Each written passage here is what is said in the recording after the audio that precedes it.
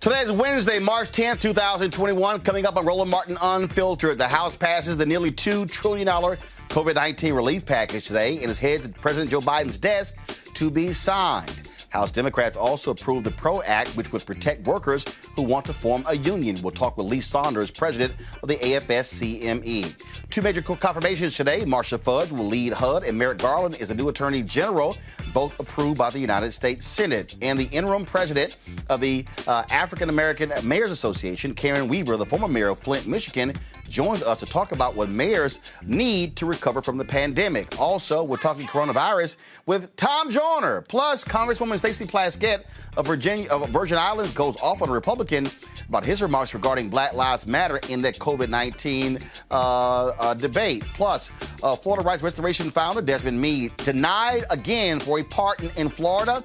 He will join us. Plus, I'll talk about a scholarship I'm establishing at my high school in Houston, Jack Yates High School, and we'll talk with the superintendent of HISD, Dr. Grenita Lathan. Also, folks, a crazy-ass elementary school teacher forces a 5-year-old to clean feces out of a toilet with his bare hands.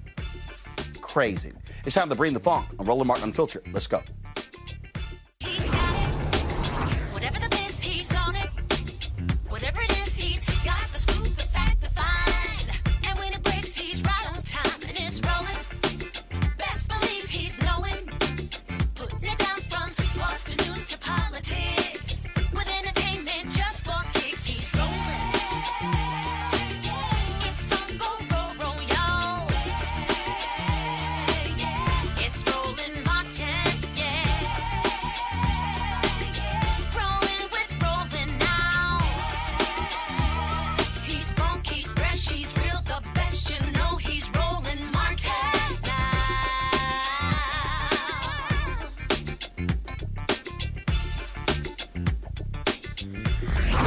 Martin. All right, folks, House Democrats approved a significant expansion of labor rights with the Protecting the Right to Organize, or called the PRO Act. The bill would protect workers who want to form a union from retaliation or firing, strengthen the government's power to punish employers who violate workers' rights, and outlaw mandatory meetings that employers often use to try to squash an organizing drive. It would also make it harder for companies like Uber and Lyft to classify workers as independent contractors. The measure is, of course, opposed by Republicans. They have not supported anything, frankly, the Democrats have put forth. This is all about the American worker. But here's what's interesting about that. I thought Republicans said that they were the party of the working class. That's sort of wrong. My panel is A. Scott Bolden, former chair of National Bar Association Political Action Committee, Robert Patillo, executive director, Rainbow Push Coalition Peachtree Street Project, Monique Presley, legal analyst and crisis manager. In a moment, we'll be talking with Lee Saunders, who's the president of AFSCME, the American Federation of State, County, Municipal Employees. So, folks, let me know when we have Lee on the show.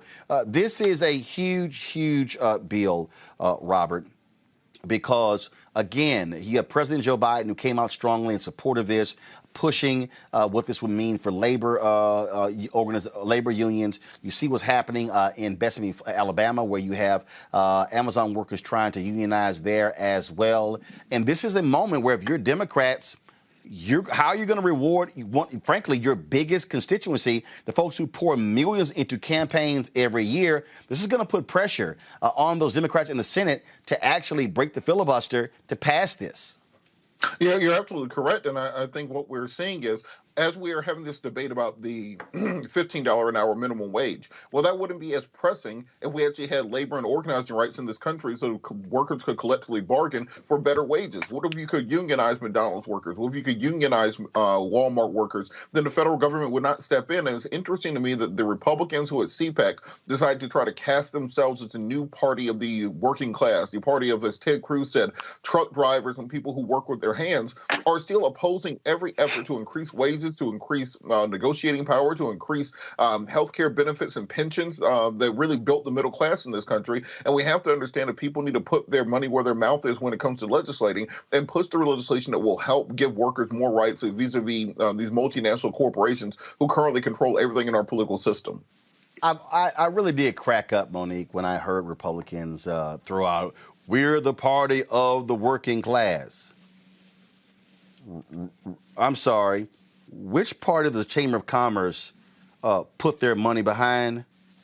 The GOP and not the Democrats. And this, to me, is where if you're a Democrat, your response should be, you're out of your damn mind, and we're going to show you how you're not the party of the working class.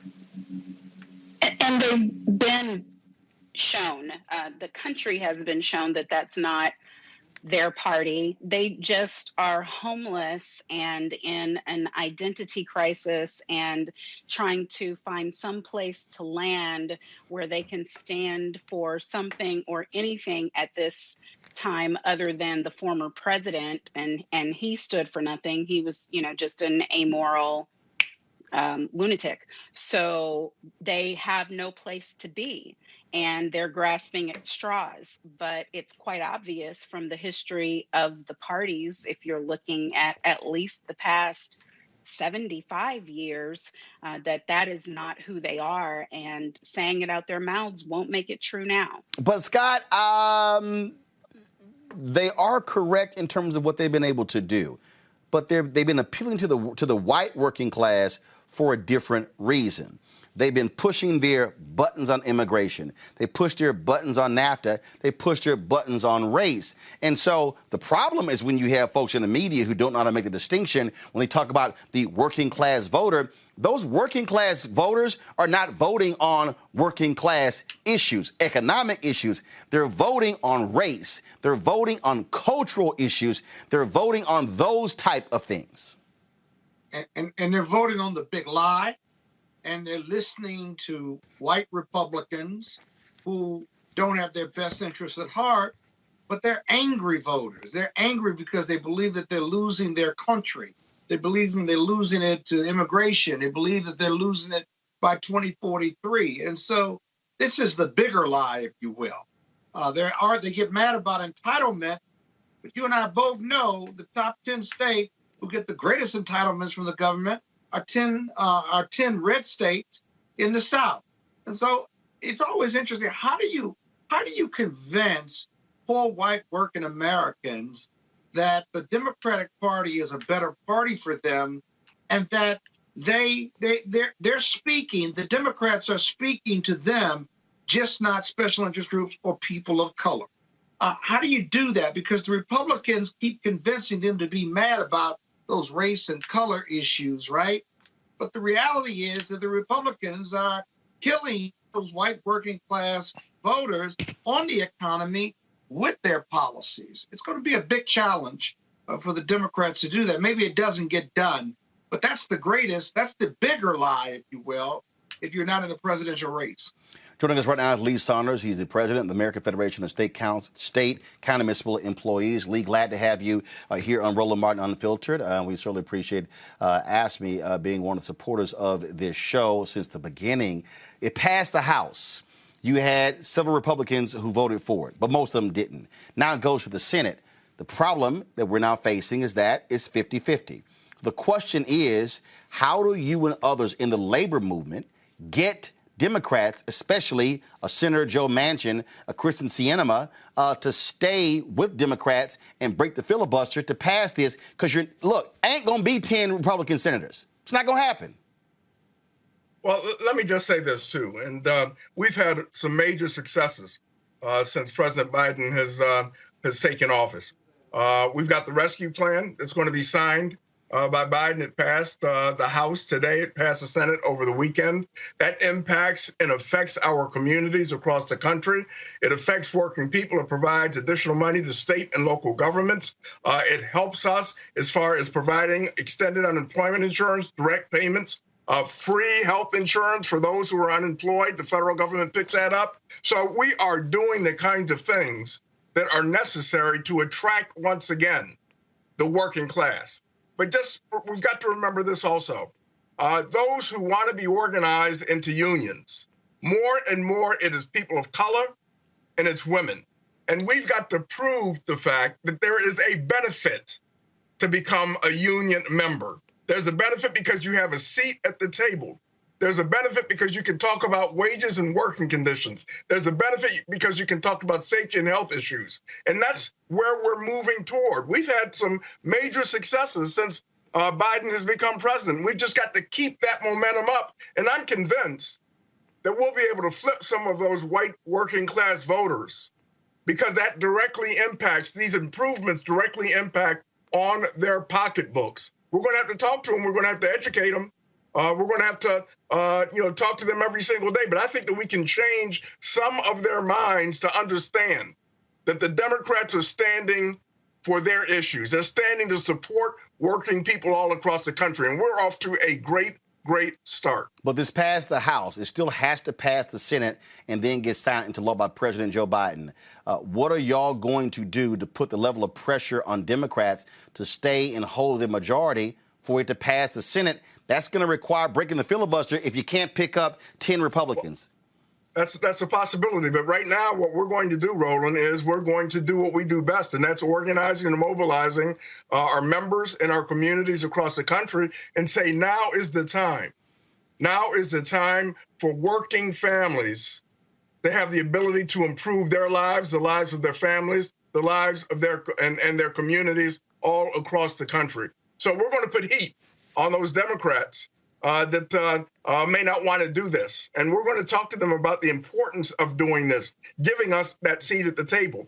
And if, in fact, we're successful in doing that, and hopefully we will be, we are going to have to grapple with the issue of the filibuster. Right now, I believe it's too early. Personally, it's too early to deal with getting rid of the filibuster. We want to make sure, and we want to put enough pressure on these folks to make them so they make a decision. Once that decision is made and they're making the wrong decision, then I really seriously believe that we've got to look at getting rid of the filibuster if, in fact, we can't change minds. I think that it's a process that we've got to go through, but I don't think that we take that weapon out of our arsenal. So who are those 10? So, okay, fine. Toomey, Pennsylvania. Okay, a significant labor there in Pennsylvania. Johnson in Wisconsin, who's been, of course, just all about Trump for the last 4 years. You have what? Do you potentially have Barr and Tillis in North Carolina? Portman in Ohio. Where are you targeting? Who are the 10 votes you're targeting to try to get this passed in the Senate? Well, first we're going to target those Democrats and educate them about the importance of the PRO Act. And following the PRO Act, and I want to say this, there's going to be public service workers not covered under private sector labor law. So we're going to be pushing a public sector act as well. It's in committee, Bobby Scott's committee right now. So we're going to work those Democrats, and we're going to have our members in those Republican districts who understand the value of having collective bargaining to be represented by a union, have them work those Republicans, and if, in fact, we put enough pressure on them, we'll see what they do. I mean, there are no guarantees, but we will put pressure on them so they understand that this is a worker issue. 65% of Americans believe that unions are absolutely necessary in this country for a counterbalance against corporate power. And we've got to make that argument. But if, in fact, people still stand in the way, and these Republicans continue to stand in the way, I think that we've got to take a serious look at eliminating the filibuster. But it's not time to do that right now. We want to go through the process and try to educate these folks and switch and change their minds. But we're serious about this. This is our time. President Biden has talked about supporting working families. If you saw that video that he did last week, talking about the importance of unions and having the ability to organize and not having the boss get in their way and having fair elections, that was a very, very strong statement. And so we want to continue to move on those kinds of statements and move this legislation, and we're going to see what happens. When you hear Republicans say that they are the party of the working class voters, your response? Well, I don't want to laugh at that statement, but it's just simply not true. And that's why it's important for us to educate our members and educate citizens across the country about the value of unions. And Republicans aren't supporting union. I mean, let's face it, most Republicans don't. Some do, but most don't. In the public sector, we've been under attack, as you know, Roland, we've talked about this, where they've taken collective bargaining away from us.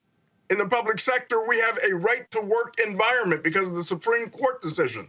So we want to regain the foothold, okay?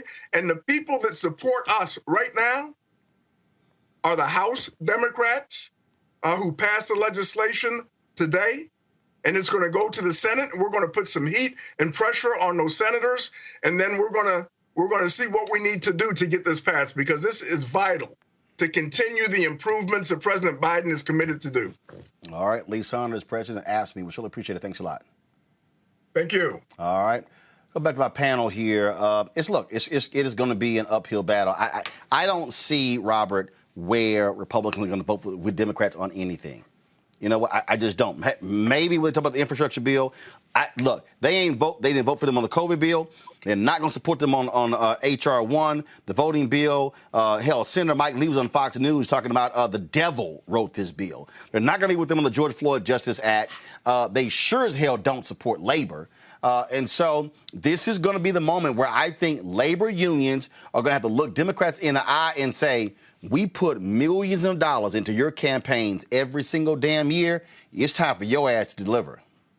You're correct, and it's interesting on this conversation about whether or how do you get 10 Republicans across the line to break a filibuster. There's a quote from Kierkegaard where he says, life can only be understood backwards, but it must be lived forward. The point being that, look, you can't sit around and wait for these magical 10 Republicans to show up. We've been waiting for Susan Collins to change her mind for the entirety of the Trump administration. We've been waiting for Murkowski. We've been waiting for many of these other quote-unquote moderate and centrist Republicans, but the truth is most of them are deep into the pocket of special interest groups, the union-busting groups, the people who have no interest at all in workers having a seat at the table and providing universal health care, providing pension, providing benefits such as child care and all the other benefits of union organizing. So they're not coming around. So instead of petering around the edges and saying that, well, maybe we can bring them across, take some bold action now, live life forward, and try to get these things through while you can, because guess what? In almost every presidential election in the off year, you lose seats in the House and in the Senate. So this is the ephemeral opportunity that Democrats have to get things passed. If you want it done now, you have to eliminate the filibuster and move forward with the agenda, because otherwise you'll get tamped down into the swamp and it will never happen. Monique, look, again, I keep talking about 10. Okay, so sure, Pat Toomey is not running for re-election. Portman in Pennsylvania, Portman in Ohio is not running for re-election. Barr in North Carolina is not running for re-election. Now you have Blunt in Missouri. He sure as hell ain't even close to Montana. No, Blunt is Missouri. Oh, okay. I was just checking you. That's all. Go right ahead. Continue. Please stay in your lane. So the thing here, Monique, that's 4. You still got to pick up 6.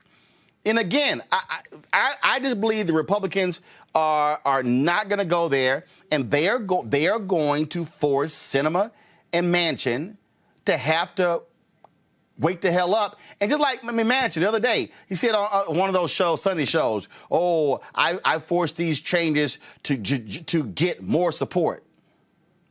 It got 50, not 51. He didn't pick up one damn Republican vote. Right. I mean, but so I guess to me that's politics. For all of these people who are saying he's the real leader, not Schumer, and he wields all this power, it just didn't turn out that way at all for this major piece of legislation that, to Robert's point, the president and the Democrats did load onto it an entire health care bill, basically, on top of a rescue act, because they know that time is of the essence and that whatever is going to get done for us, the American people, is going to get done without the GOP. So I just would urge people to understand the difference between what they're saying, which is what they should be saying about trying to work with the locos in the other party, and what they're doing, which is pushing forward an agenda quite methodically since the third week of January, really before that, because if you look at things like HR 1, 2, 3, 4, I mean, those have been in existence since the Democrats took control of the House, right? So they've been waiting for the opportunity to move forward on these, and that's exactly what they are doing. And I do believe that the American public, contrary to all of this madness we've seen recently, everybody is not stupid. People are going to get those checks and know where they came from and where they didn't. People are going to have their health care coverage restored and know how that happened. People are going to have their jobs. People are going to have their vaccines, millions a day, and understand that all of this happened in spite of the grand old party, not because of it. And look, speaking of that, COVID relief bill, $2 trillion was passed by the House today. Of course, it now goes to the desk of President Joe Biden to sign. Folks, the real issue, first of all, this is what happened today on the House floor. On this vote, the yeas are 220, the nays are 211. The motion is adopted.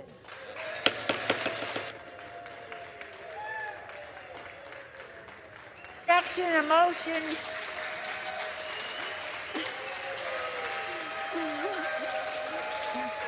Without objection, a motion to reconsider is laid upon the table. You had lots of drama, of course, on the floor today with that bill, including Republicans having the audacity to try to challenge black folks on the issue of the family. Check out this that took this exchange where Congresswoman Stacey Plaskett, let's just say she had to let all of her Virgin Islands and being a Delta and everything else come out in trying to smack this white Republican. Mr. Speaker, and I hope my colleague from Wisconsin will not leave at this time, as he's talked about Black Lives Matter. How dare you say that Black Lives Matter, Black people do not understand old-fashioned families. Despite some of the issues, some of the things that you have put forward that I've heard out of your mouth in the Oversight Committee, in your own district, we have been able to keep our families alive for over 400 years, and the assault on our families to not have Black lives or not even have Black families. How dare you say that we are not interested in families in the Black community? That is outrageous. That should be stricken down. I was going to talk about the American Rescue Plan. We know that this is going to provide relief to not only Black lives, Black Americans, but all Americans, that we are interested in children and in their welfare. And at this time, I yield back. The thing here, Scott, is that Democrats must be, to me, very forceful on this. We're now here in the White House.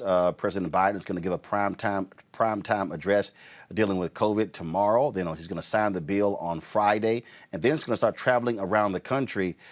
Looks like they learned their lesson from the screw-up with President Barack Obama when he didn't do those things with the stimulus bill and allowed Republicans to control the narrative and set that whole deal up as a failure. They realize you better control the narrative yourself and tell your own story, or somebody else will. Well, you got 1.9 trillion reasons why to control your own narrative. You better get out there, because remember, 2022 is coming. You got open seats, at least 5 on the Senate side. And I got to tell you, this is a huge bill and necessary bill.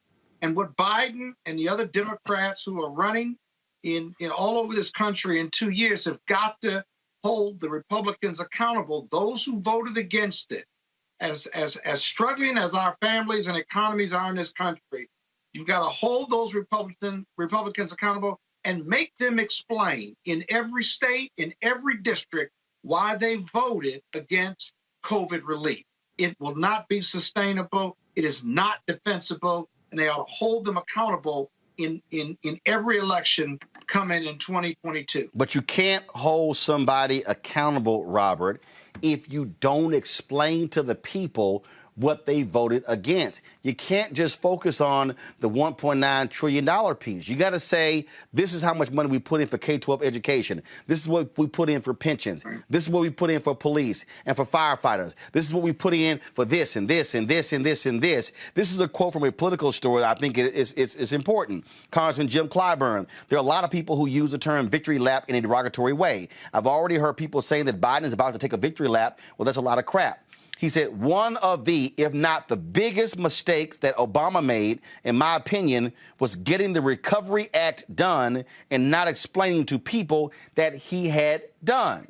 I think that was his second biggest one. The biggest group to me was the Merrick Garland pick. But again, this, Robert, is where you got to sell it. You got, in the words of my man Joe Madison, you got to put it where the goats can get it. You got to make it plain where you don't allow your opposition to say, oh, all you did was just give a blank check and you're running up the federal debt. Well, look, I think Democrats have to understand it's time to stop being afraid of the big bad monster that is the Republican Party and conservatism, because it doesn't exist. It's a paper tiger. They're thinking about the Republican Party of Reagan in the 80s. Understand that, right? The survey was recently done that said 34% of the people in this country identify as independents, 33% identify as Democrats, 29% of people, only 29% of people identify as being Republicans in America, and that went up after they were able to bring over the MAGA party and those individuals to join in. So about a quarter of this country are actually Republicans by the numbers. If you are going to be 20 in 2024 for the next presidential election, you have never seen a Republican win the popular vote. The last time a Republican won the popular vote was in 2004. The Republicans represent 40 million fewer people in the United States Senate than the Democrats do. Even though it's a 50-50 split, you have 15 Republicans who represent about 38 million people. Meanwhile, you have 2 Democratic senators from California who represent 40 million people. So the Republican Party is a dead and dying brand, which is frankly a third party in this country at this point, who cannot pass legislation, who cannot push through justices, who cannot govern or create a governing majority. So the idea that you have to be afraid of them or compromise with them or somehow cower and let their ideas overwhelm your agenda is ridiculous. Do the victory lap. Do a parade. Be on prime time. Do all the late night shows. Make sure the American people understand that you are doing what they have pushed you to do. Because looking forward, what policies do Republicans have that somebody 18 to 24 will be supportive of? They're anti-diversity, anti-police reform, anti-climate change, anti-tuition reform, anti-minimum wage. So govern as if you are the party that the majority of the American people believe in, and that is how you win elections going forward, not by being timid and cowering and compromising and hiding behind and being afraid of someone saying that you're spending up all the money. I need you, Roland, do you remember Huey Long, the former governor and senator of Louisiana? Yeah, I need Joe Biden to be Huey Long right now. Get out there and push the agenda and make sure the American people see what you are doing and that you are fighting for what they put you in office for. Huey Long, who said, we're going to put a chicken in every pot. I mean, that's kind of basic how he did it. It's also going to take them working with mayors across the country. Joining us right now is Karen Weaver, the former mayor of Flint, Michigan, who's now the interim executive director of the African American Mayors Association. On this very issue here, Karen, this is where the president is going to have to also enlist these mayors. He needs them trumpeting, this happened in our city because of that particular bill. This happened. And again, President Obama was, Biden talked about how he was all about humility. No, we don't need to do all of that sort of stuff. But that's how you allow the other side to frame you.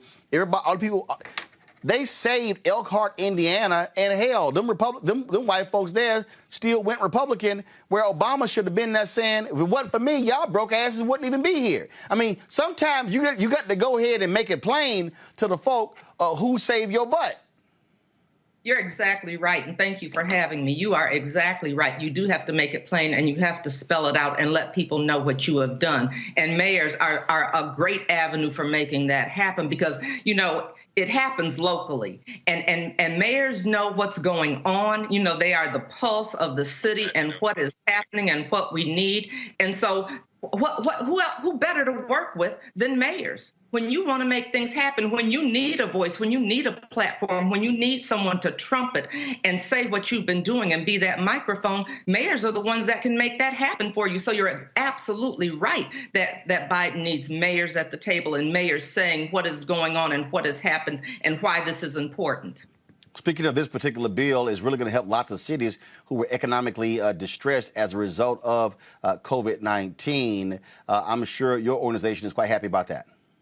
We're quite happy about that because that is so many cities that African-American mayors lead, and we need this relief bill. I mean, when you look at what is going on in cities, people are hurting, people are crying out, and this is what, we've been needing this relief bill, and it's high time that it happened. I mean, because there's money in there. There's money in there for small businesses. There's money in there for education. There's money in there for childcare. We're talking about getting schools open and opening them up safely. There is money for that. There is money for seniors, and the list goes on and on. We're looking at health equity. There's money in there for those kinds of things, and we're talking about a pandemic that has disproportionately impacted Black and brown people. We have died at higher rates. We have been sicker at higher rates, and so this relief plan is, we've been waiting for this. And when you look at other things, let's talk about tracking this and having access to the vaccine. All of these things are in this bill, and so we need this. You're absolutely right. And this is very important to the African American Mayors Association. And that's been one of the priorities that we've been working on since this hit. We may have gone virtual, but we haven't stopped the work, and we haven't stopped being a voice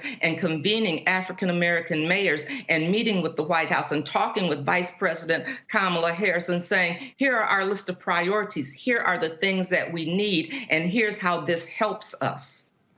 And so what advice would you give when President Biden starts traveling around the country touting this particular legislation? Because clearly Republicans are saying, oh, they're bankrupting us. This is liberal overreach. This is them with their wish list for all of their big city liberal mayors. It's not a wish list. It's a necessary list. It's a needs list, and it's a needs list for people to live the way people deserve to live. We're talking about the health and well-being of people. That's what this is about. It's about the health and well-being, and he needs to talk to mayors. I'm not saying don't meet with governors, because you have to meet at the state level, but you make sure that things get to the cities. Make sure they get to the municipalities, and they don't get hung up at the state level, and talk to mayors. Because like I said, we are feet on the ground. We know the pulse of the people. We know what our communities need, and we know it better than other elected officials because we live with the people. We're not separated. We go to the grocery store and we see them. We go to church, we see them. We walk down the street, we see the people, and we're living what they're living. And so working with mayors is imperative if you want to be successful. All right. Karen Weaver, first of all, you're interim executive director for the African American Mayors Association. What are y'all plans for the coming year? We have a lot of plans for the coming year. We're trying to, we're doing things in a virtual manner. But like I said, we have not stopped. We have not missed a beat. Our priorities, of course, include health. It includes infrastructure. It includes criminal justice. It includes education, and pulling mayors together to say, what are the needs? How do we continue to lift and amplify your voices and help you expand your executive capacity for your cities? Those are what our priorities are.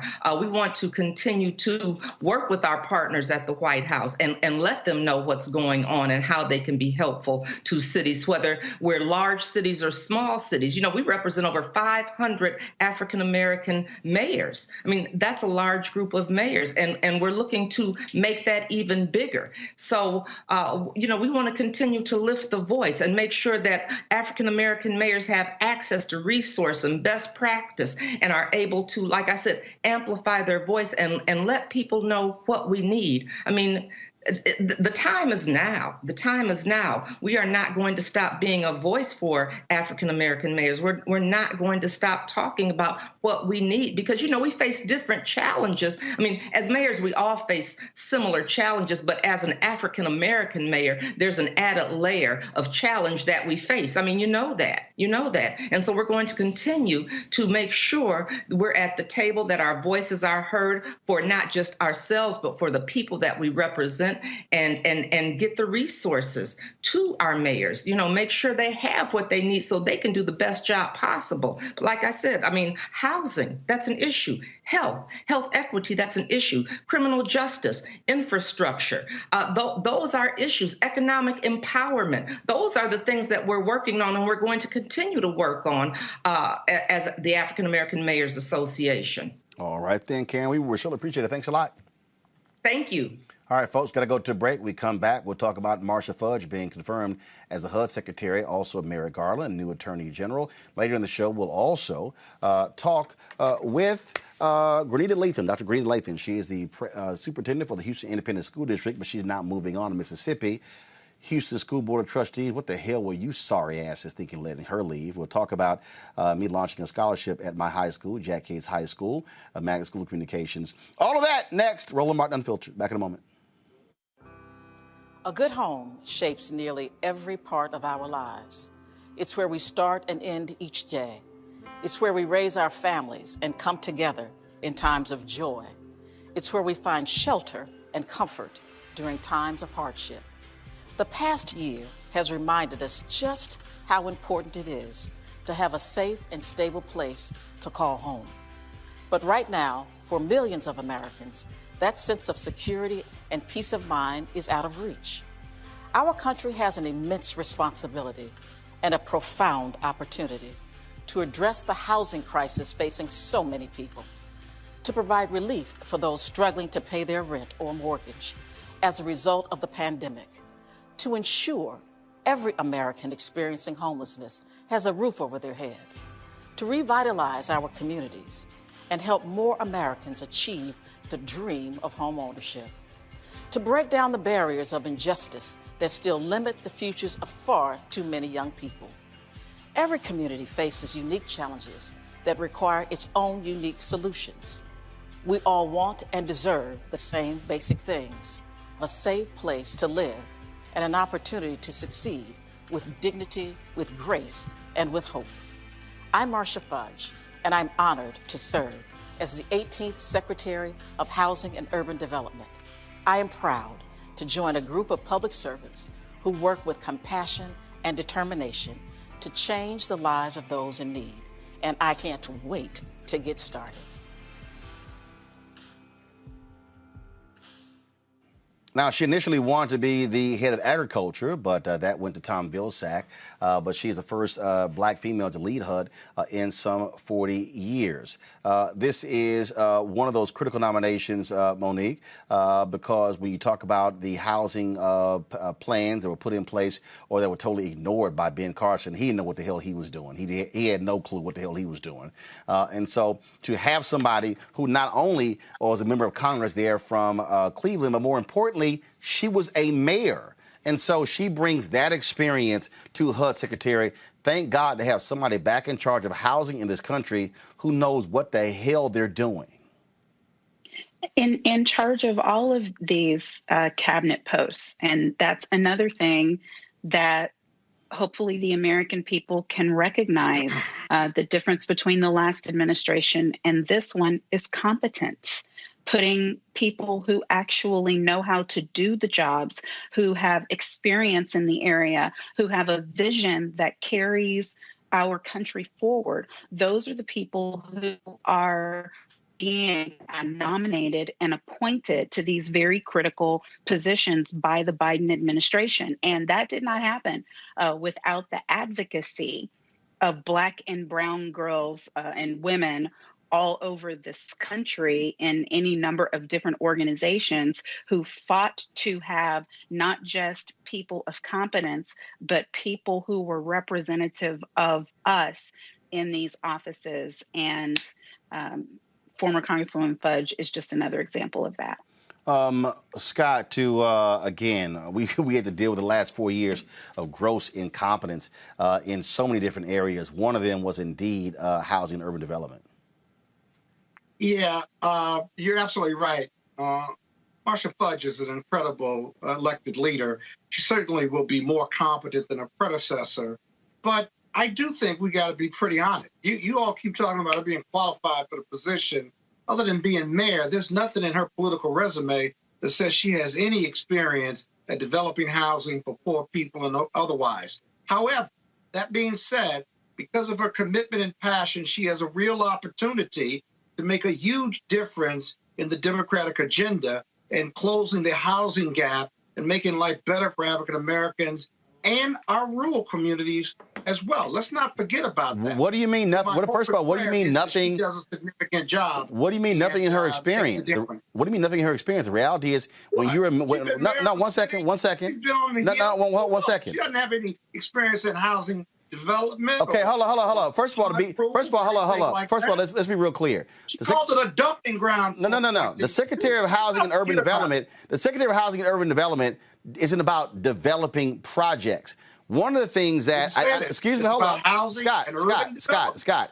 I've covered city government. One of the roles of a mayor is to deal with the very issue. One second, Scott. One of the issues of being a mayor is to deal with the issue of housing, low-income housing, homeless housing, affordable housing, and housing development. That's a part of what you also do. That. And so, the mayor, that doesn't give you the expertise. What are you talking about? You may see it. You may work with developers and work with communities and what have you politically, but you don't have the substantive experience. That's called expertise. To run a major agency. Well, what the hell is expertise then? Well, you got somebody has got some. Are you looking for making a difference? Are you looking for somebody who built houses with Habitat for Humanity? Through leadership, she can make it happen. I hope she makes it happen. But this whole issue of experience, she just doesn't have it, right? Robert, we're not looking for somebody who worked. We're not looking for somebody who built houses on the weekend for Habitat for Humanity. She didn't want the job. Well, look, to Scott's point, I do think, and more so than Tom Vilsack at Agriculture, we would like to see Congressman or Secretary Fudge in that position. She got experience there. Scott, will you stop talking? Robert's talking. Well, I work with Black Farmers through Rainbow Push throughout the region and working directly with the Department of Agriculture. And I think many of the Black farmers have shown recalcitrance to the idea of having Vilsack in office. But I do think they will give an opportunity to show and deliver with regards to our food chain, our supply chain, with regards to our Black farmers and agricultural community. But for Marcia Fudge, beyond the point of she's secretary now, so the time for the argument about qualification or not was a couple weeks ago before we got into the confirmation process. She is facing the greatest challenge in decades for any Secretary of Housing and Urban Development. What we have seen throughout coronavirus is that we've had these deferred evictions through city and national programs to prevent people from being evicted. Those are going to end, and people are going to have $5,000, $10,000, $12,000 bills in their names for the rent they haven't paid over the course of a year.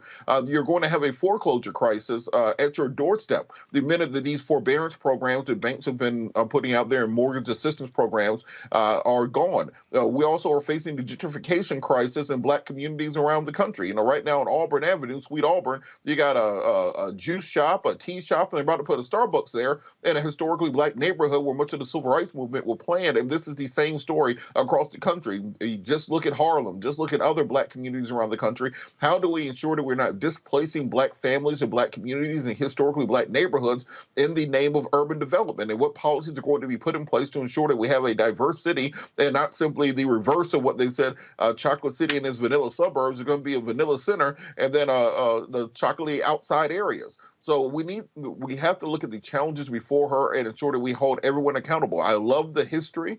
But as I said, we're not going to do what we did with Obama, where we stayed at inauguration for 8 years. It's time to make sure we're pulling our seat up to the table to get on that agenda from the beginning. And that's why, Monique, the whole point is when you talk about a level of experience, the question is, can you manage the department? The reality is this here. Let's say you picked a developer. Well, guess what? A developer ain't got no experience when it comes to public policy, when it comes to also driving the agenda. I think the key here is having somebody who is served on the federal level in Congress, someone who's been on the local level as well. And so, because one of the issues that I also have with a lot of people who are also members of Congress, they also forget when they are in Congress what's happening really in these particular cities. And so one of the things that Ben Carson screwed up is letting the cities off the hook when it came to submitting their plans to end, frankly, racialized housing as well. That, to me, was a big piece there. And so this is going to be trying to, frankly, rebuild a federal housing agency that Republicans have gutted in the last 30, 40 years. Yes. So in case maybe those who are watching right now know the same amount about what HUD does as my colleague Scott, let me just explain. The department's mission is to increase home ownership, support community development, and increase access to affordable housing free from discrimination. So the secretary oversees that. This secretary that we have now served on the Committee on Education and Labor, the subcommittee on Civil Rights and Human Services, right? So that's community block service grant access to low-income home energy assistance programs, school lunch, child nutrition programs. She served on the subcommittee on health, employment, labor, and pensions, responsible for many things, but including all matters dealing with relationships between employers and employees, including pension, health, other employee benefits. She oversaw the Delinquency Prevention Act and Juvenile Justice, Runaway and Homeless Youth Act, matters dealing with child abuse and domestic violence, including and not limited to child abuse prevention and housing security. So I am offended because if you don't know what she has been doing, then don't say she's not qualified. Because you presume that I don't know any of that. She's got no executive experience, and that's the only thing I said. As a member of Congress, she has direct related national experience that is directly addressing the areas she is now responsible for execution. So saying she has no experience is just not accurate.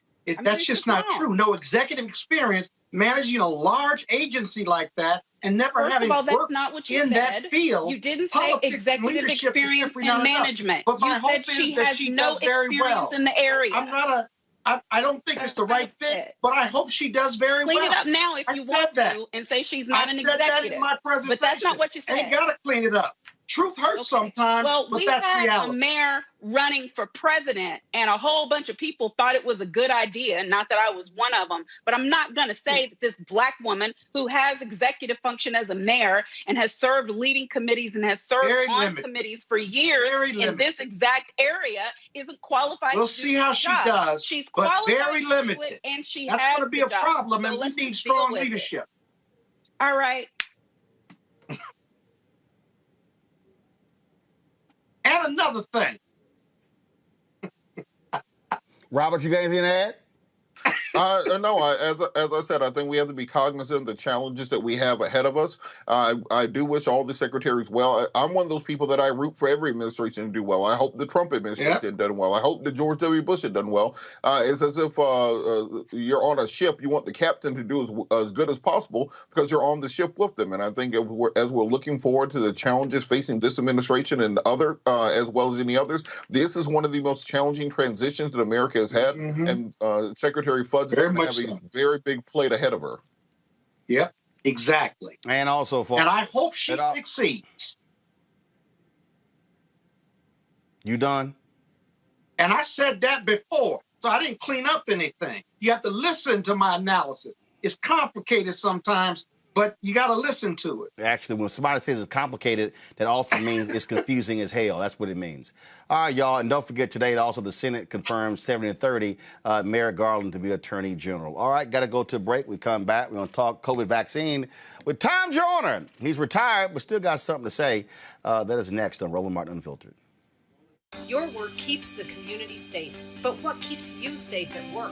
People in public service face unique dangers, and we need the right training, resources, and staffing to stay safe. But how do we make sure we have what we need to stay safe on the job? We join a union. Union members negotiate for the resources we need to keep us safe at work and protections if we're injured on the job.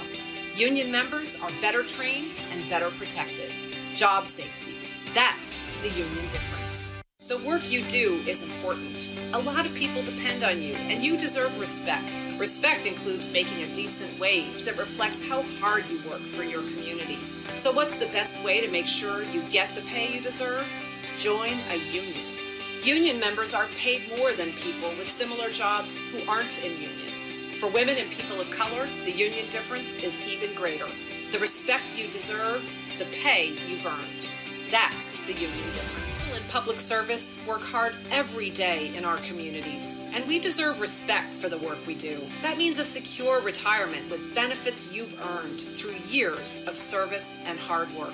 What's the best way to ensure that when you retire, you'll be ready to enjoy the years ahead? Join a union today.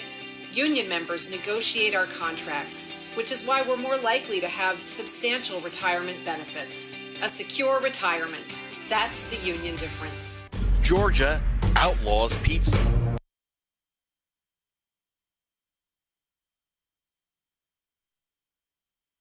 Hi, I'm El DeBarge. Hey, yo, Peace World. What's going on? It's the Love King of R&B, Raheem Devon, and you're watching Roland Martin, Unfiltered.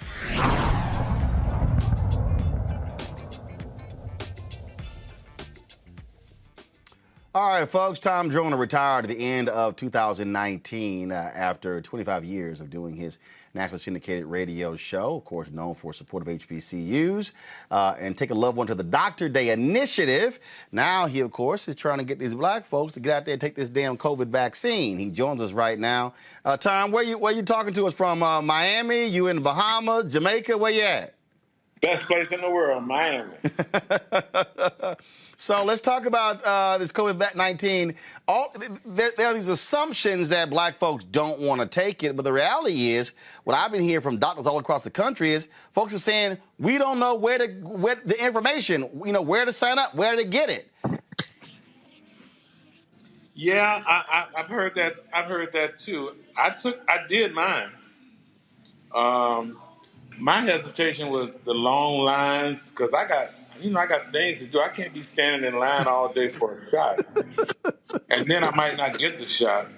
So, and then it takes all day to make the reservations and stuff. So I made the reservations. Went down to Jackson Hospital. Was in and out in 10 minutes. See, look at that, 10 minutes, that's all it took. So now which one, did you get the Pfizer shot or Moderna or Johnson & Johnson? I did the Pfizer. Did you have any concerns at all? So you were never afraid of taking it. You were like, I'm gonna go here, I'm gonna get the vaccine. Yeah, I wasn't hesitating. My only hesitation was about getting in line. Now let's talk about that because you're from Tuskegee, and every time we talk about folks, everybody and their mama bring up Tuskegee. They bring up Tuskegee. No, I'm not taking nothing because of Tuskegee. Yeah, and I'm from Tuskegee. I delivered papers to some of those victims of the Tuskegee Project. But you didn't let that hold you back at all. No. Because it just makes too much sense. I can hear your producer in the back. I can hear your producer.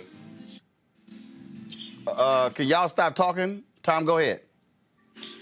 Yeah, you would think if anybody has some hesitation about taking this vaccine, it'd be somebody from Tuskegee.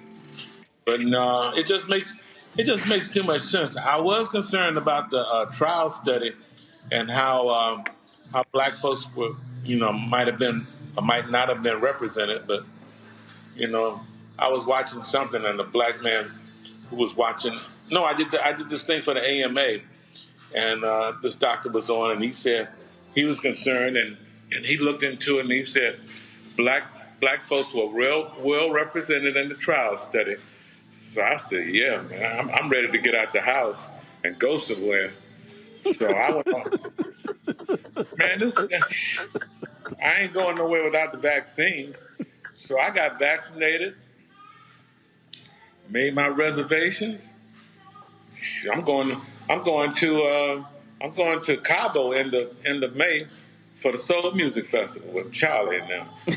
Oh, so you ready to get back on the road? Hell yeah. You know me. I'm the fly jock. So I take it the last year has not been a happy year for you. No. I've been okay except for this goddamn stroke. But no, I've been fine, man. I'm living in Miami. This is the best place to be in quarantine. Right, but I'm saying is you haven't been able to travel because I mean that. No. Like you ain't want to sit still to sit in one place long. Well, I sold the plane, so that was another thing. So I sold the plane just before it hit. So I didn't have a problem. So you back to flying first class? Yeah, commercial. But I haven't flown yet. But I'm getting ready to. Oh, so when we go to Cabo in May, that'll be your first flight in more than a year? Yeah. Well, flying is a little different. Flying's a little different now. Yeah, that's what I heard, but I still haven't heard about any cases on any airplanes. I haven't heard one. So everybody's afraid to fly, but I've heard about outbreaks in nursing homes and schools, but I have not heard an airplane and the passengers and stuff being an outbreak on an airplane. I haven't. Have you? Not an outbreak. Early on, there was a doctor on NBC News who got COVID.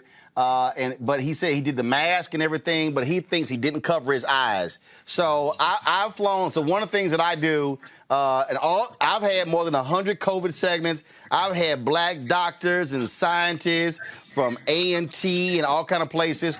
So what they say is when you fly, not just have a mask, but also be sure to keep your eyes covered as well. Okay, well, I wear these cool shades. Is that enough? You might. They might need some side brackets or something. But yeah, that might help. I got that. I got some cool shades with side brackets. Yeah, okay. Yeah. I wear some goggles because I ain't trying to play with COVID. My next door neighbor was like, oh, my whole family had it. I'm like, you white. I said I ain't chancing that. Hey, end of May is when I'm going to Cabo, and Biden said he's gonna have most of the country already vaccinated end of May, so I'm ready. Folks are asking a lot of different stuff. You said earlier you had the stroke, so your health is good. You fully recovered from that? I'm not fully, but I'm getting there. I'll be ready for the cruise. So there will be a cruise. Yep, we're set and booking and rebooking now for November 6th. November 6th. All right. Well, obviously talent is always a big part of that. So who's going to be on the cruise? We got the same talent. We got the same talent that we were going to have before we were shut down. So everybody re-signed. That's like 60. You know how we do it. I think we got Usher, Frankie. Who else we got, Chris? Well, Roland Martin, me and Huggy Lowdown are definitely going to be on the cruise. That's right, Roland. Oh, well, hell, we damn sure not going to. Y'all two going to be there. Definitely. We've been vaccinated. Of course we have, Roland. Because we know y'all two COVID carriers. No. Really, Roland? That's what we're doing here? I have been vaccinated. I took the Pfizer on my Johnson & Johnson. We're in Miami with Tom Joyner. What? Say what you want, Roland. We're living that life. We working. You need anything else to drink, Mr. Joyner? Well, You got the cards are ready, Mr. Joyner. Cards are nice and clean. Johnson & Johnson. Well, I'm trying to figure out how in the hell three of y'all there, and I took Huggy and Chris through a damn technical class on how to do Skypes and Zooms, and so I don't understand why they didn't have a tripod and everything, so the shot can be steady. But they do struggle. Hell, Chris even called me to help his preacher. Hey, You know, I got Rachel here helping me.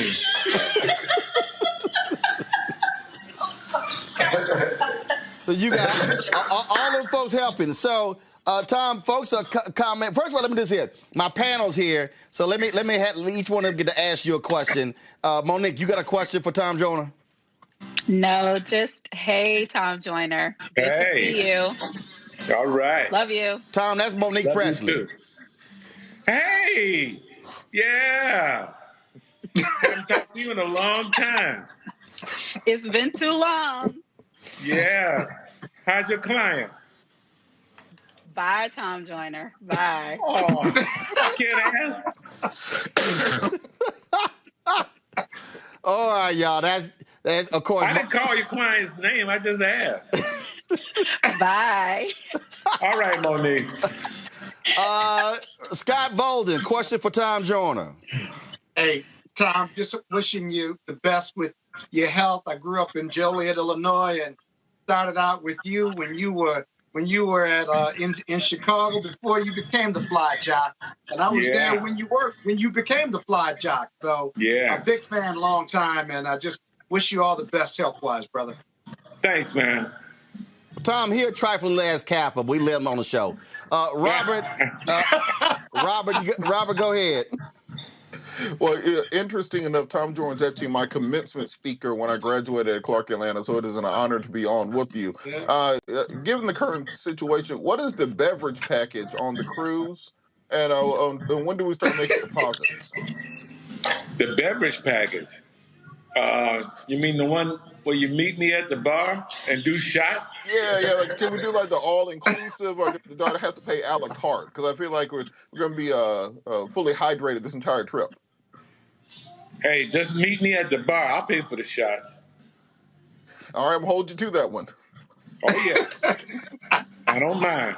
Well, he got enough money. Plus, he ain't got to buy shots for me because I don't drink. So, you know, that's real easy. I'll take that cranberry juice all day.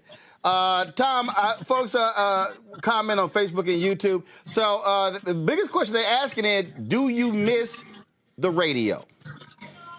I don't miss getting up at 3 o'clock in the morning. Hell no. No. The truth is, no, I don't miss it. I don't miss it.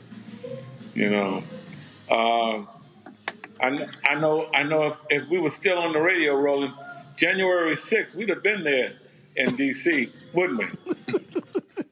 Yeah, it would have been in the middle of it. But it would have been fine for you because you're more light-skinned than I am. They would have thought you one of them. No, they wouldn't.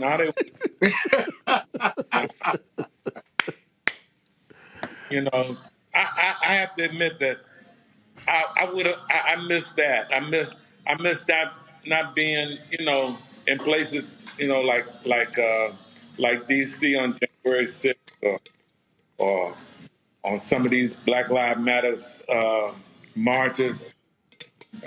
I've been there chunking bricks. You know? Been there chugging bricks. He said he'd be there chugging bricks. Chugging bricks. Well, it's good that again. Now, first of all, have you taken one of the shots, or you took both of yours? I got the next one coming up next week. The second one coming up next week.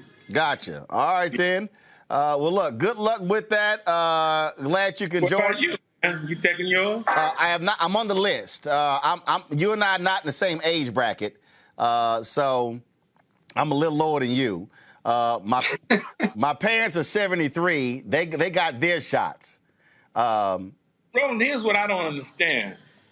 How come they don't just? It's the process that's all messed up. But you got to remember, Trump screwed it all up. That's the problem.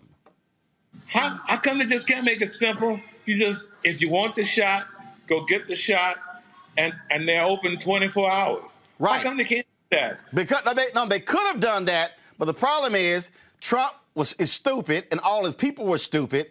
They didn't set up a real federal plan, and so it was sort of like, states, do whatever y'all want to do. We don't, we don't care, and so they were not taking care of it.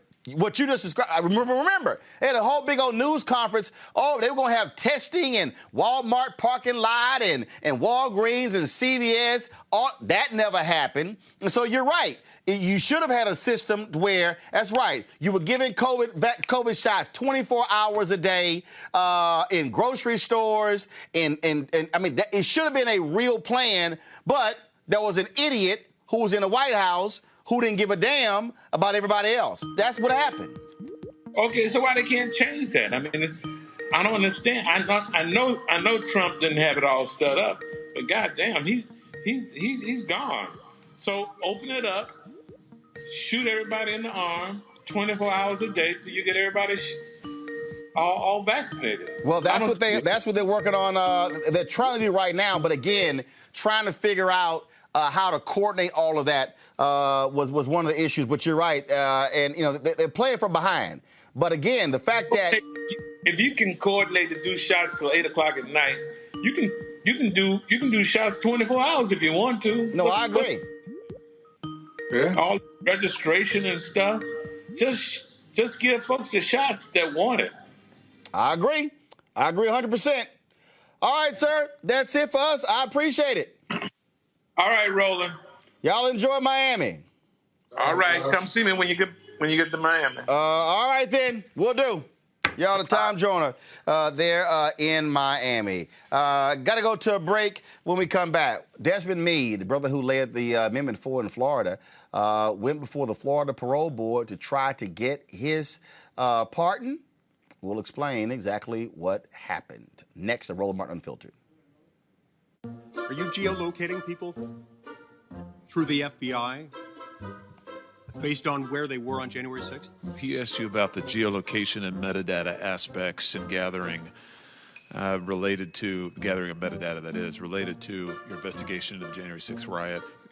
Tell me what you know about this. So is the FBI accessing cell phone tower metadata from telecommunications companies? Shortly after 2 p.m., as the siege was fully underway, Senator Lee describes it, phone rang, it was Donald Trump. I hope you can understand my concern. Sure, you can appreciate my concern here.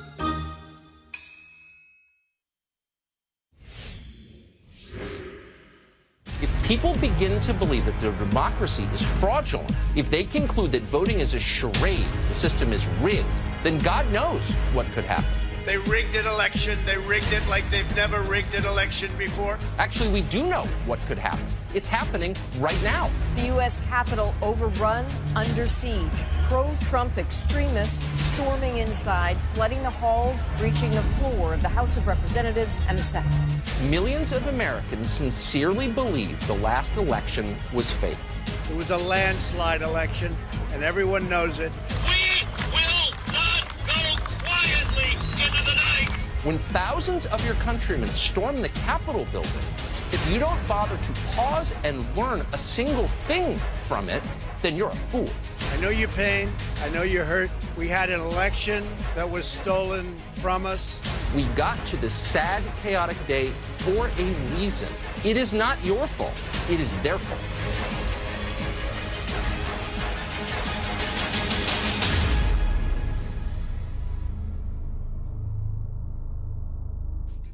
Vivian Green. Hey everybody, this is your man Fred Hammond, and you're watching Roland Martin, my man, Unfiltered.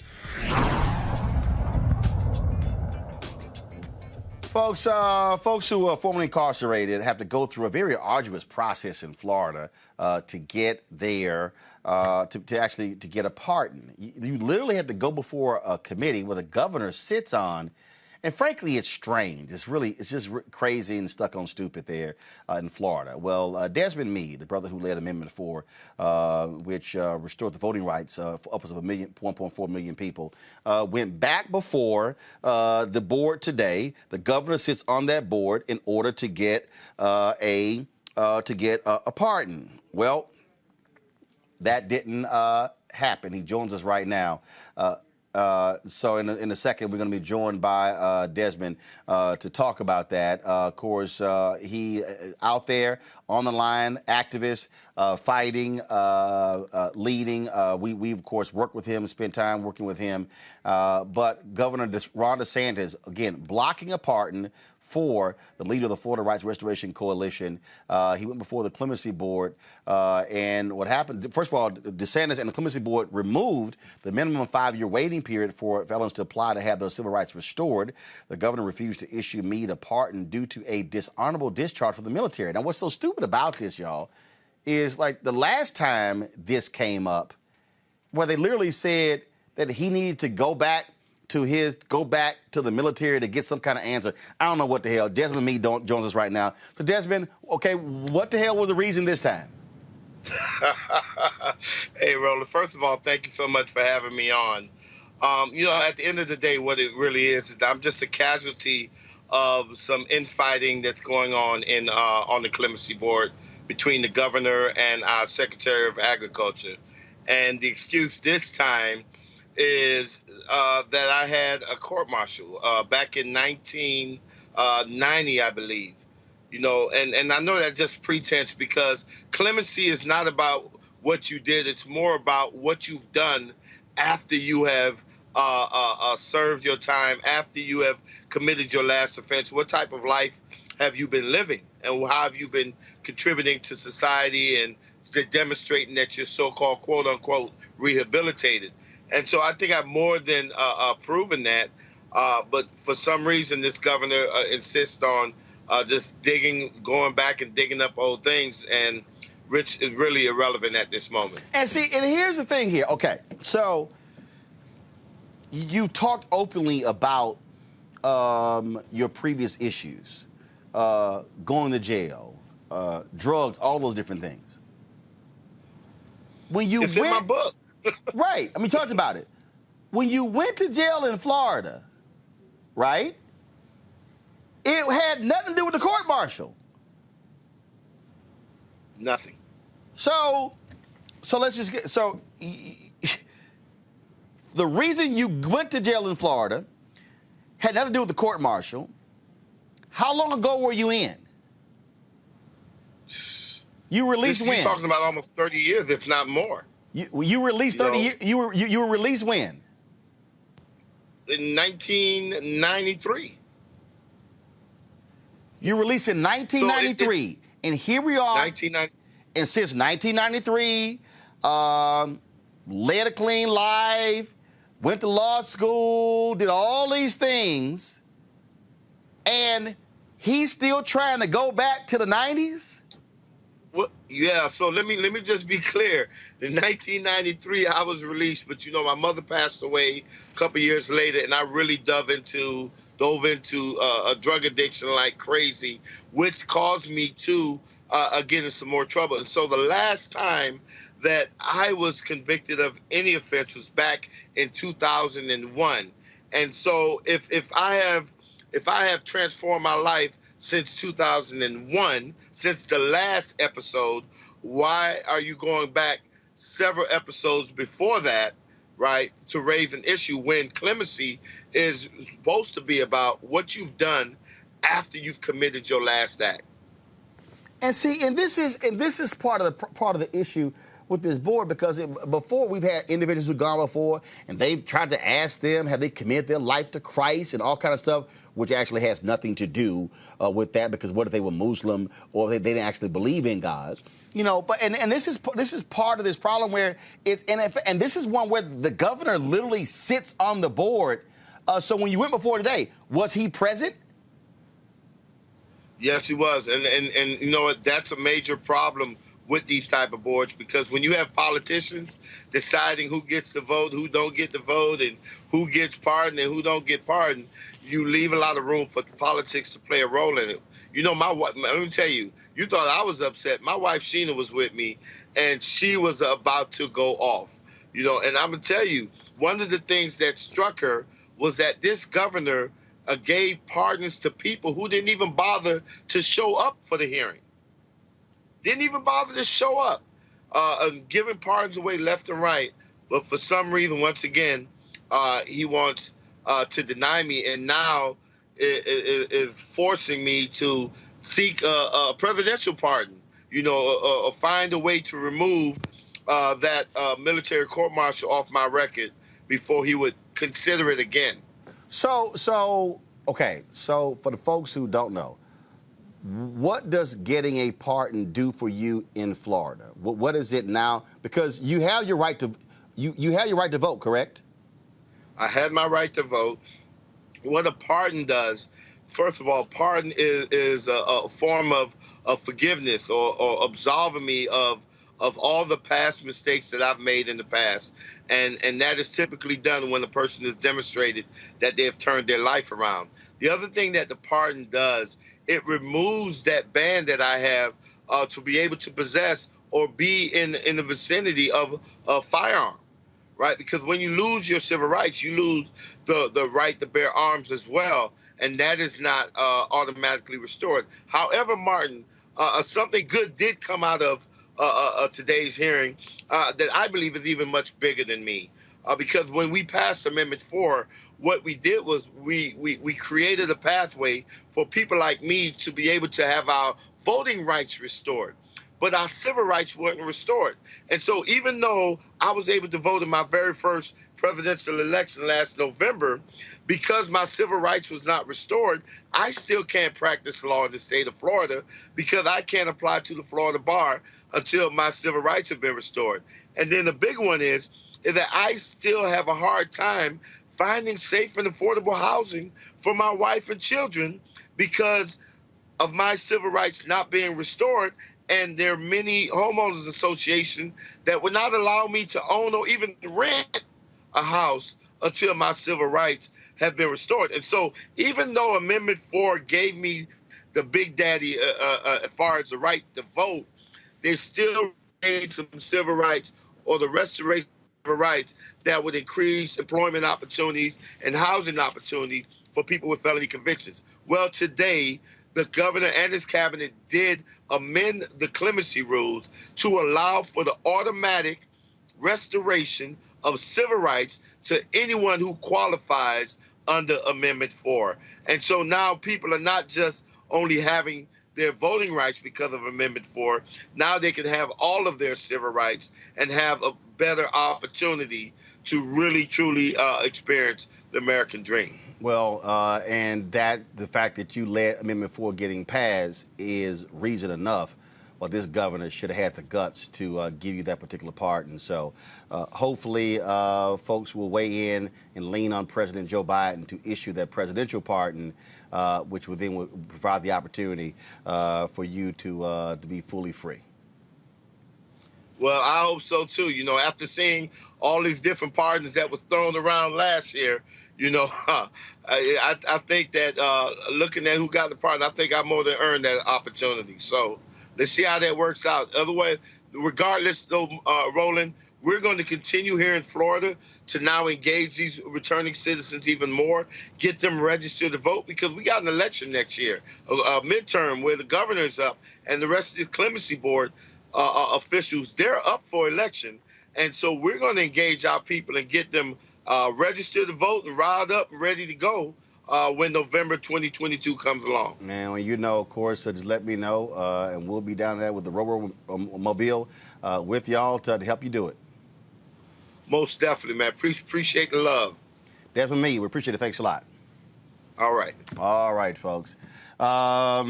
Education is critically important for us. It doesn't matter, of course, where it goes, and that was something that was impressed upon me by my parents, which is one of the reasons why I started a scholarship at my high school, Jack Yates High School in Houston, Texas. Joining me right now is Dr. Grenita Lathan. She is the interim superintendent for the Houston Independent School District. Dr. Lathan, how you doing? Well, hello, Roland. How are you tonight? I'm doing great. I am excited to share with my audience this scholarship, but I'm a little pissed off because you're leaving. I'll get to that in a second. But let's talk first about what we're doing at Jack Yates. Well, I want to thank you for establishing a scholarship to support students graduating from Jack Yates High School that are going to pursue a degree in communications. As you know, Jack Yates is the pride of the 3rd Ward and also the pride of the Houston community. And actually, most recently, Jack Yates was authorized to become an international baccalaureate diploma program. And so we're really excited that you've truly put your money where your mouth is. And since you kept me waiting just a little bit longer today, I'm going to need another $25,000. So I'll be waiting for my check before I leave Houston, Texas. Nice try. I was told y'all were late. That's what my staff told me. Don't be trying to sit here and squeeze out another $25,000. Hey, I'm blaming it on you because you know what? And I just want to add one other thing, because we are talking about education. And I want to shout out to the #1 HBCU in this country, North Carolina A&T State University. You know I have to do it, Aggie Pride. I'm so excited that the person that's going to lead the EPA graduated from North Carolina A&T. So, okay, I'm going to talk about that. Now, let's go back to Jack Yates High School. Right, because you might want to slow down talking, because, you know, it's some TSU, some Texas Southern University, and Prairie View A&M folk in Houston giving you the side eye right now. And they know I love them. They know I love TSU. I love Prairie View. And so they know I love them. And I support both of those universities. But, you know, I have to support North Carolina A&T State. I got you. I understand. I'll make it perfectly clear. I'm a Texas A&M graduate. I don't care. And that's the only Aggies that matter in my household. That's how we do it. And so for folks who don't, so what we're doing is this here. I'm actually doing 2. I went through the School of Communications, and so the reason I'm not doing only the School of Communications, because we also, of course, we had classes that participate in the so-called regular part of Jack Yates. I hate it when they use those particular terms. So we'll have a $1,000 scholarship for an SOC student and $1,000 for a non-SOC student. Yes, and the application period is actually open now, Roland, and we'll be accepting applications from students, and we'll make a final decision at the end of April prior to graduation for 2 outstanding students at Jack Yates High School. And so I'm certainly excited about that. And, of course, my parents are both graduates of Jack Yates High School, class of '67, Imelda and Reginald Martin. And so JY runs deep. That's why I'm wearing. I was going to wear this T-shirt today, but I chose to wear it, rock the African colors, the colors. And, folks, if y'all see the logo, go to the solo.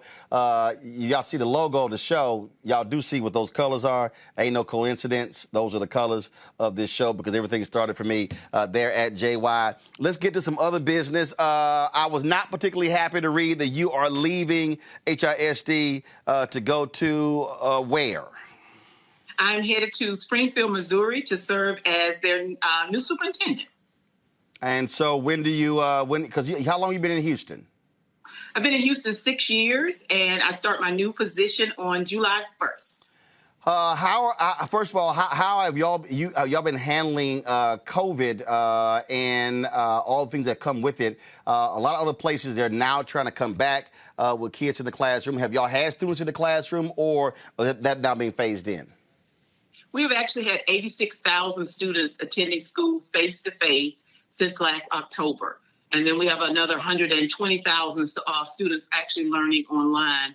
I actually want to just pause and recognize all the members of Team HISD and thank them for everything that they've done this past year. It's been a difficult year for us all, but we've been able to feed our students. We started feeding our students and families on March the 13th last year, and we have continued to do that with our food distributions. We've provided them the necessary mental health supports that they needed.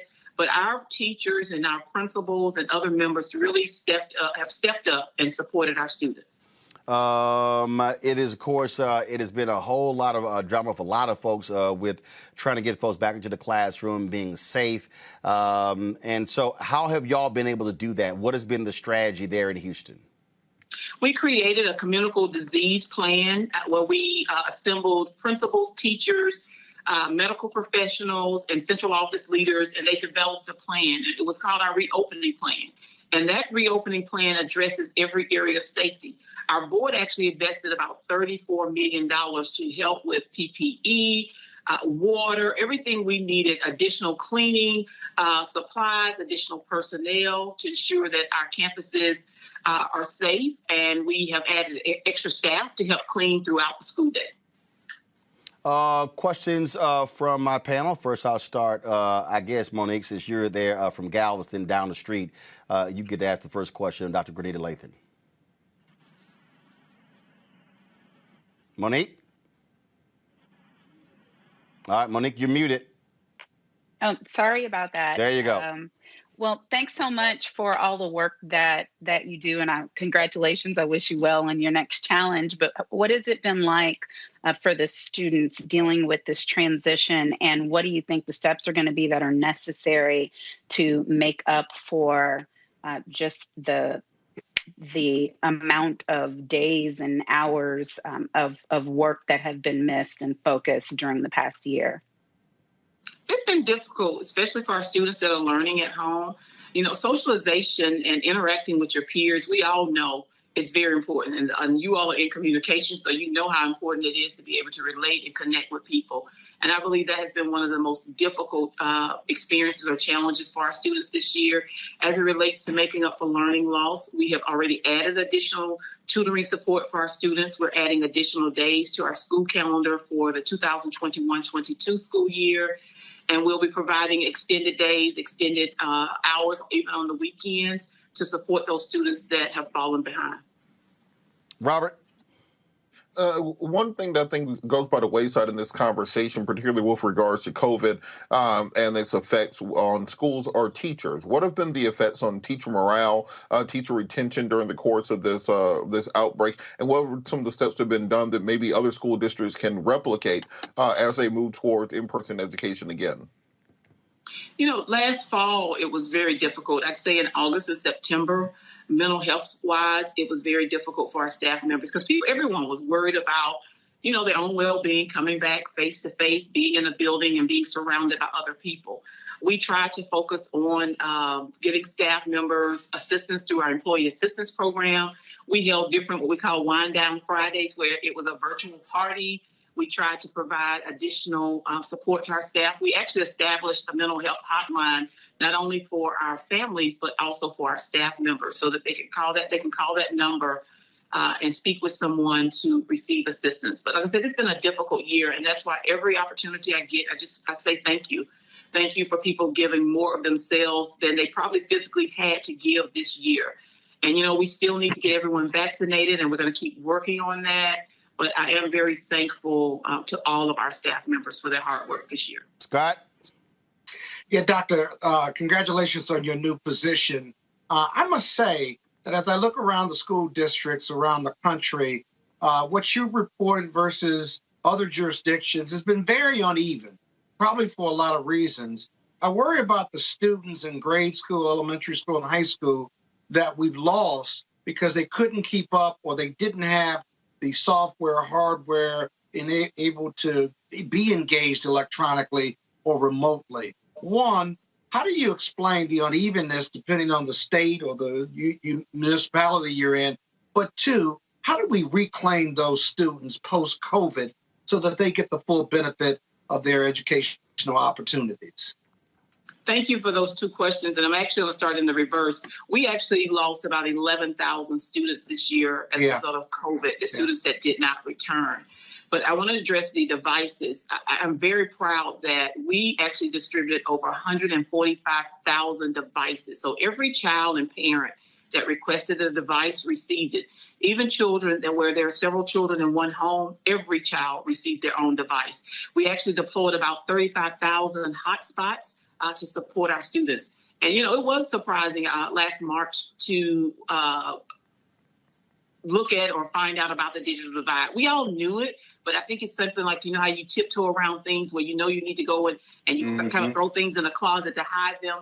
It was the same thing going on with the digital divide. And so that was one of our top priorities, to make sure all of our children could access their curriculum, access their teachers, whether they were learning virtually and even when they returned face to face. So we didn't take the devices back. They're able to still continue to use those devices at home. Yeah, good stuff. Thank you. Well, Doc, I hate the fact that you are leaving. You can't speak to this, but I can. Shame on our Board of Trustees for not removing that interim label. I'm sure you will enjoy Springfield, but you probably will enjoy Houston a lot more. That is our loss. You did an amazing job there. Taking over. A lot of people may not realize that HISD was on the brink of actually being taken over by the state because of actions that had nothing to do with you, and you have led the district back from the brink of catastrophe, and that should have been rewarded by the Board of Trustees, but there's been far too much infighting on that board, so we certainly wish you luck, and I'm sure the principals and administrators and staff there hate to see you go, but certainly we wish you success as you head to the Show Me State. Thank you. Appreciate it. All right. Thank you so very much. Dr. Grady Lathan, of course, Interim Superintendent, Houston Independent School District. Thank you so very much. Folks, the winners of the scholarships I'm going to interview each one of them, and they'll be featured right here on Roland Martin Unfiltered. And let me just real clear again, folks. What you had take place in Houston was shameful. And what you had there was, and I can say this, and I don't care, and I don't give a damn what the Houston Independent School District Board of Trustees has to say. You had Latino board members who did not want to see a black superintendent. They tried to bring in a previous superintendent. Carranza left to go to New York. They tried to bring in an old superintendent, and it didn't work. They denied this sister from having this opportunity, and she earned it. They had an opportunity a few months ago to remove the interim label. Again, earned it. But to be an interim superintendent for 3 years is crazy. And that's because we have a dysfunctional, clueless, shameful Board of Trustees who doesn't know how to lead. And they've been an embarrassment. And that's why the Texas Education Agency almost took over the school district, because of the dysfunction among the Board of Trustees. And so, again, Dr. Lathan, she's done a great job. I'm giving that commentary. It has nothing to do with her, because you do not let excellent leaders leave. That's not what you do. And so, again, good luck to her going to Springfield, Missouri. Folks, got to go to break. We'll be back at Roland Martin Unfiltered. I believe that it's movement time again. In America today, the economy is not working for working people. The poor and the needy are being abused. You are the victims of power, and this is the abuse of economic power. I'm 23 years old. I work 3 jobs. Work 7 days a week. No days off. They're paying people pennies on the dollar compared to what they profit, and it is time for this to end. Essential workers have been showing up to work, feeding us, caring for us, delivering goods to us throughout this entire pandemic, and they've been doing it on a measly $7.25 minimum wage. The highest check I ever got was nearly $291. I can't take it no more. You know, the fight for 15 is a lot more than about $15 an hour. This is about a fight for your dignity. We have got to recognize that working people deserve livable wages. And it's long past time for this nation to go to 15 so that moms and dads don't have to choose between asthma inhalers and rent. I'm halfway homeless. The main reason that people end up in their cars is because income does not match housing cost. If I could just only work one job, I could have more time with them. It is time for the owners of Walmart, McDonald's, Dollar General, and other large corporations to get off welfare and pay their workers a living wage. And if you really want to tackle racial equity, you have to raise the minimum wage. We're not just fighting for our families, we're fighting for yours too. We need this. I'm going to fight for it until we get it. I'm not going to give up. We just need all workers to stand up as one nation and just fight together. Families are relying on these salaries, and they must be paid at a minimum $15 an hour. $15 a minimum. Anyone should be making this to be able to stay out of poverty. I can't take it no more. I'm doing this for not only me, but for everybody. We need 15 right now.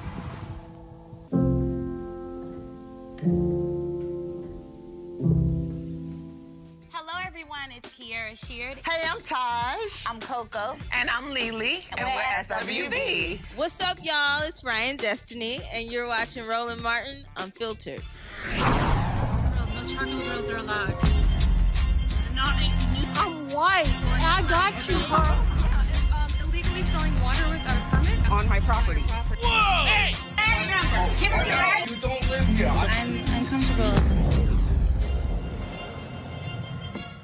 What the hell? The mother of a 5-year-old black kindergartner, y'all, wants her son's teacher fired after she says her son was told to stick his bare hands inside of a toilet to clean up feces. This happened at Crystal Hill Elementary School in Little Rock, Arkansas, and the Pulaski County Special School District says they're investigating the situation.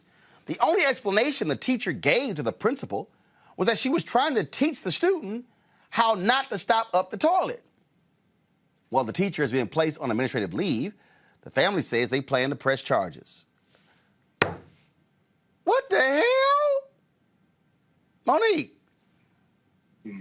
It's child abuse. That's horrifying. Robert, the white teacher that's didn't not crazy. That's criminal. She gave another explanation was, I don't really know why I did it. And look, No, just sir.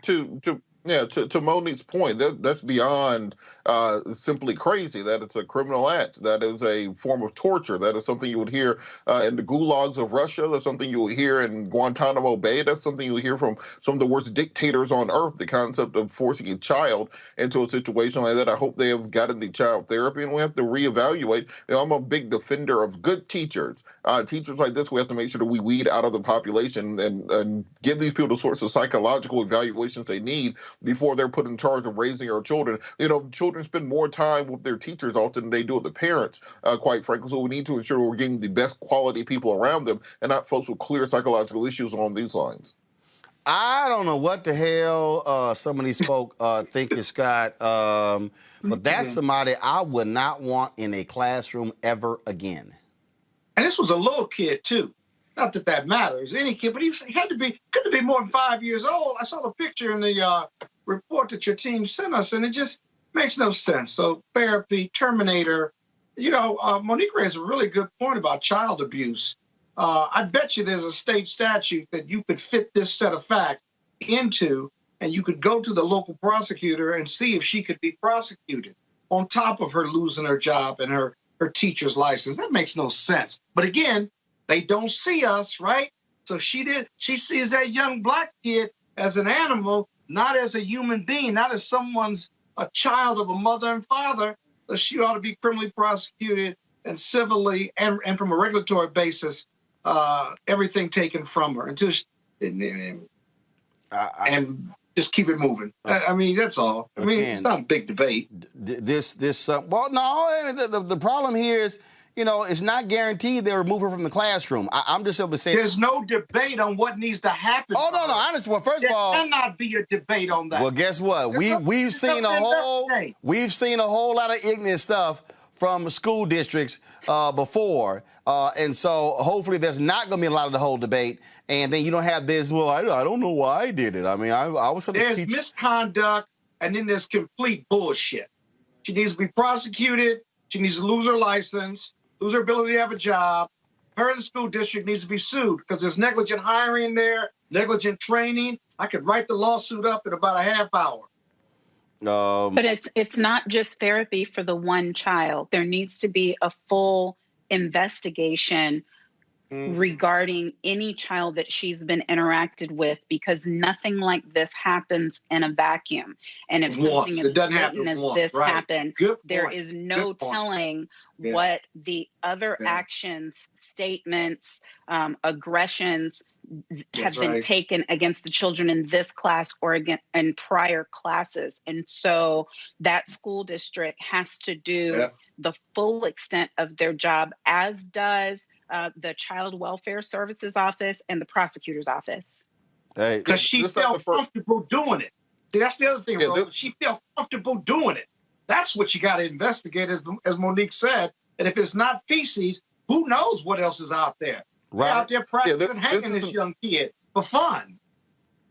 Yeah, this isn't the first time she's done something. This is the first time she's gotten caught. And frankly, I think it would be worthwhile to spend the time and the money to interview every child she's ever taught or within a reasonable range to find out exactly what has happened and how deep this goes. As I said, someone doesn't do that something like that demented for a first time. That is, you have to check and see if she was chopping up animals in her backyard, cutting herself, checking her journal to see what kind of person this was.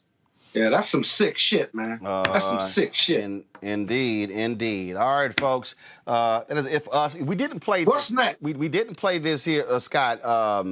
You might want to calm the hell down. So everybody. Now, one of the I told y'all in terms of our scholarship here. We did when I was at the School of Communications. We often did a lot of different videos, and so a couple of years ago.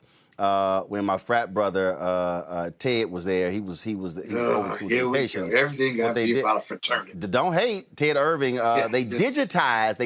Just keep Alpha out of your show. Scott, stop talking. They digitized a whole lot of the old 3/4 tapes that took a long time, and so this is what they discovered in the archive. Just so y'all know. Brother didn't just start doing this late in life. Here we go. Don't hate. Don't hate. Y'all have the video. Landon, don't you have the video? School of Communications video? Y'all don't have it? Thank you. No, they ain't got it. Oh, man, I'm so disappointed. Y'all don't, what video is that? Y'all don't have it? Okay, all right. So let me pull this up here because now, of course, Scott, ain't no video of you being a lawyer when you were in high school. Oh, yeah, but it is. Oh, really? Oh, but it is. Really? Really? I have it for you for the next show, next week. Yeah, okay, all right, Yeah, you're gonna try to use some CGI to try to go back to show. My debate footage goes back to second grade. So That's right. And I've got some academic decathlon and a lot of you input for you. So. This is my favorite section of the show right here. Y'all done? He just freestyle. Y'all done? Because obviously, y'all struggling right now. Y'all, go ahead and watch this video. Just so y'all understand, a bruh was not sitting here just doing this stuff. Don, this was like 1980. Y'all, go to my iPad. This was like 1985. Y'all see, it was tape that we had to roll. It was so this was from JY back in the day. Back in the day. All right. Who is that? Y'all, that's me, pimp. Who is that? That's an alpha man right there. That's an alpha man. So, pull it up.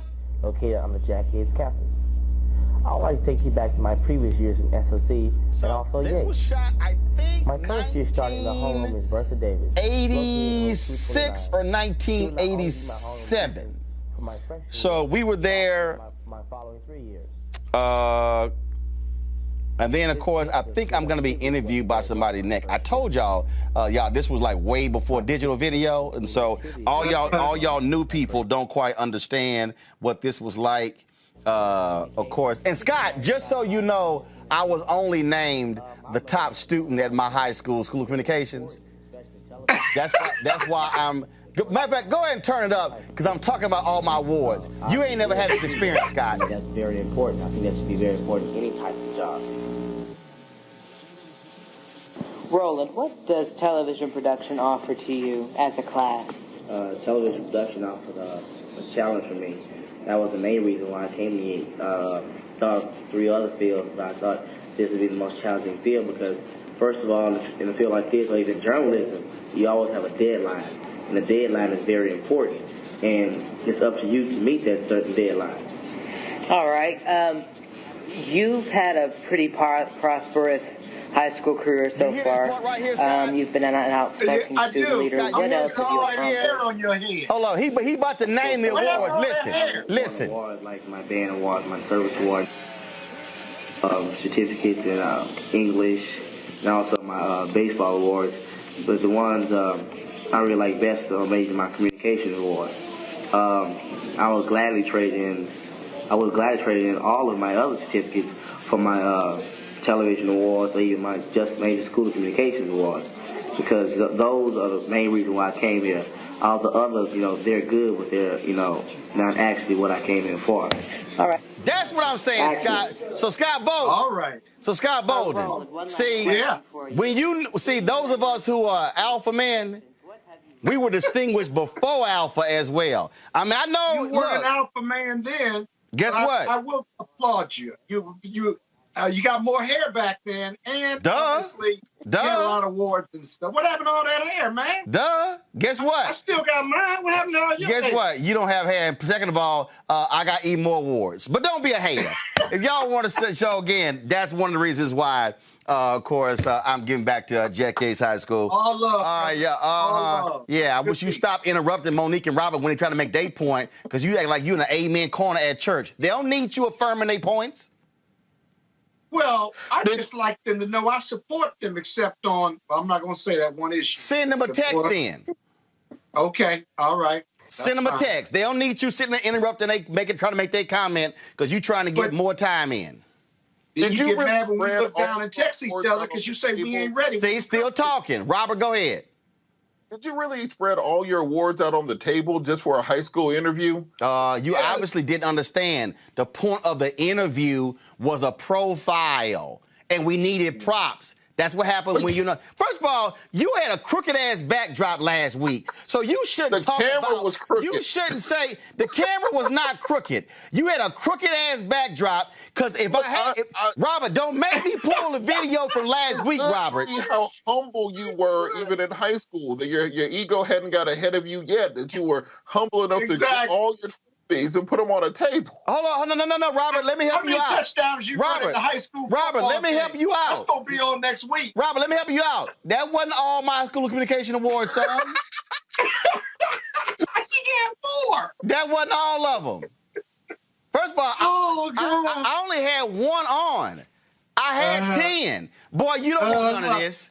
You don't want none of this. See, y'all don't want none of this. He's publicizing his high school awards. Think about that. He is a business leader, a press leader, a great writer, a gifted host, but he's promoting his high school awards right now. No, I'm not. What does that tell us about Roland Martin? I'm stating facts. I'm stating history, and that is this here. When I graduated, I want to show you all my awards next week. When I graduated, Scott, show all my legal awards.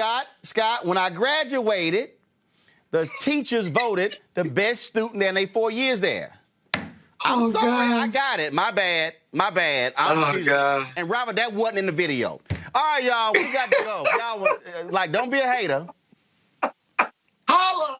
But I do have that award next to those 4 NWSB Image Awards. How many you got, Scott? I thought so. All right, y'all. Y'all want to support Roland Martin Unfiltered? Please do so by joining our Bring the Funk fan club. You can support us by going to Cash App, $RM Unfiltered, PayPal.me/R Martin Unfiltered, Venmo.com/RM Unfiltered, and Zelle, Roland@RolandSMartin.com. You can send a money order to New Vision Media, 1625 K Street Northwest, Suite 400, Washington, D.C., 2006. All right, folks, that is it for us. We hope y'all enjoy today's commentary from Robert and Monique, and you tolerated Scott, as we always do on Wednesdays. But that's how I got a fan club. You just watch. You ain't paying attention. No, you don't. Okay, maybe not yet, but I'm going to have one. No, you don't. Hey, if I give you $1,000, will you mention me on the air? If I get a fan club $1,000, will you mention me on the air? You still owe us the other $9,000 from last year when you lost the bet. You need to get over that. But if I give you a brand, you got to say something good about me on the air. Say one positive thing, and I'll give you $1,000. Yes, your wife is fine. What positive thing be? Your wife is cute and fine and smart. That's the most positive thing you're going to get. Anything I say good, right, Monique, I'm done. Anything I good say usually about Erica. That's it. That's the best decision you ever made.